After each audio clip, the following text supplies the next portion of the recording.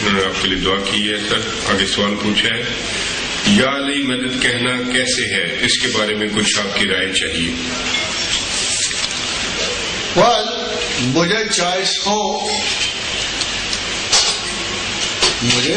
ہو تو میں تو پھر یا اللہ ہی کو مدد کے لیے پکاروں, نہیں کہ مجھے علی سے محبت نہیں ہے, یہ بھی نہیں کہ میں. اب آپ دیکھیں کہ یا علی سے تو مدد طلب کرنا ایک رسم ہے.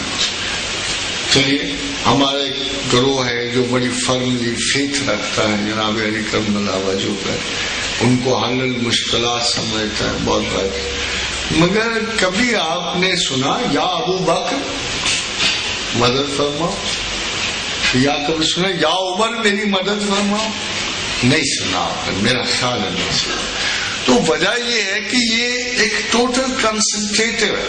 یہ بھی نہیں ہوا, مگر اگر آپ نیچے اترا اس کے نیچے تو آپ کو معلوم ہوگا کہ مسلمانوں میں ایک پرٹیکولر ایسے بھی لوگ کہتے یا شیخ عبد القادر جیلانی, شیخ اللہ, یہ کہنے والے لوگ ہیں. یعنی ایک طرف ایک طبقہ جو ہے, یعنی اس وقت اگر یہ استمداد مانگنا اس طرح ہو کہ اس کے بغیر چارہ ہی نہیں چلتا, تو میرا خیال یہ ہے کہ سب سے زیادہ حقدار تو اللہ اور اس کے رسول کے ساتھ ہی ہیں. جیسے علی کرم اللہ وجہ ہیں, عمر ہیں, ابو بکر ہیں. تو میرا خیال یہ ہے کہ ہمارے پاس ان سے بہت بزرگ و برتر ہستیاں مدد مانگنے کے لیے موجود ہیں. اور اگر آپ نے ان چھوٹے چھوٹے رستوں سے ہی بالائی منزل تک پہنچنا ہے, تو جب وہ آپ کو ایک براہ راست آفر دے رہے ہیں, فار ایگزامپل ایک بہت بڑی جنگ تھی, بہت بڑی جنگ, وادی ایتین کی جنگ تھی. وادی ایتین سے بالڈوین اور ریجنال والڈیے کرک نے ایک دفعہ مسلمانوں کے قافلے کو پکڑ لیا. جب وہ قافلہ پکڑا تو ان میں سلطان صلاح الدین کی ایک بہن بھی تھی رشتے کی.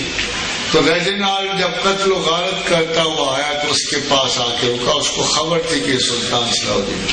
تو اس نے کہا صلاح الدین تو بڑی دور کی بات ہے, آج تو تیرا خدا اور تیرا رسول بھی مجھے نہیں چھڑا سکتے, تجھے میرے ہاتھ سے نہیں چھڑا سکتے.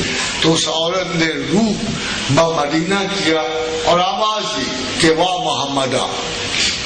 اس نے یہ پکار دی کہ واہ محمد, پھر وہ قتل کر دی گئی.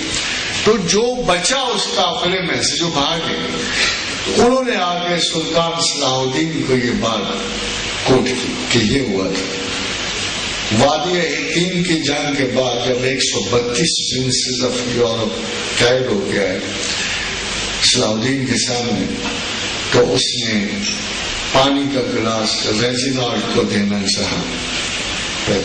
تو صلاح الدین نے قسم کھائی کہ اس شخص کو میں اپنے ہاتھوں سے قتل کروں گا. جب اس نے صلاح الدین یہ بات سنی تو ریجینالڈ کو جب پانی دے رہے تھے تو اس نے ہاتھ مارا اور پانی گرا دیا, کیونکہ عرب کا دستور ہے کہ جس کو پانی دے دیں اس کو امان دے دیں.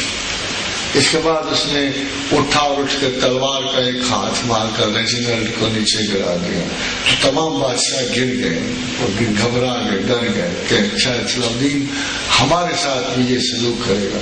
تو صلاح الدین نے فرمایا کہ kings do not kill kings, مگر اس کا اتنا بڑا کرائم تھا کہ اس نے میرے پروفٹ پہ طنز کیے تھے, اس نے میرے رسول پہ طنز کیا تھا. کیونکہ اس نے کہا آج محمد کو بلاؤ نہ مدینے والے کو تمہاری مدد کو پہنچے.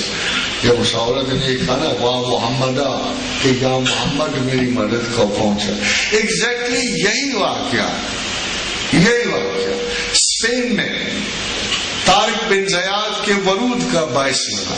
وہاں بھی اسی طرح ٹریول کرتے ہوئے جب حاجی پکڑے گئے تو اس میں روڈریگ نے جو اس گوتھک حکمران تھا, اس نے بھی قافلے کی عورتوں کو بلا کے یہی کہا کہ بلاؤ اب تم اپنے محمد کو.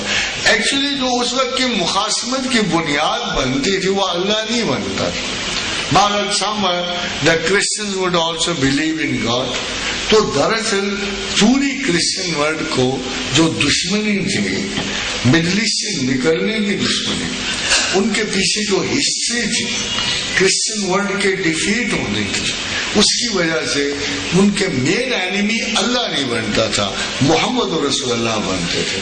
تو جب بھی وہ کوئی نیگیٹو ریمارک دیتے تھے مسلمانوں کو، جب بھی مسلمان پکارتے تھے تو یا رسول اللہ کہتے تھے اور انہیں پکارتے تھے ان بڑی جنگوں میں، اور جب بھی وہ الزام دیتے تھے تو محمد رسول اللہ کرتے تھے۔ حتیٰ ایک فرینچ پادری تھا، اب دیکھو بڑا محقق، بڑا ریسرچ کرنے والا، تو اس نے اپنی ریسرچ میں لکھا کہ مسلمان جو ہیں ایک دیوتا کو پوجتے ہیں بڑا بدحیت جس کا نام موہیت ہے۔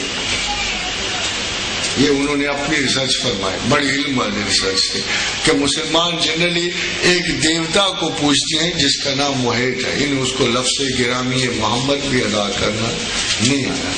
اس لیے محمد تک تو پکار آپ آج صبح شام کرتے ہو، جب آپ تشہد میں بیٹھتے ہو تو یا ایھا النبی بھی پکاری ہے جو آپ صبح دوپہر شام کرتے ہو، اور اس سے تو کوئی انکار نہیں۔ خالق و مخلوق کا فرق اگر ملحوظ خاطر رہے تو اللہ کے بعد اگر کوئی محبت کا مرکز ہے ایمان کا تو محمد رسول اللہ ہے۔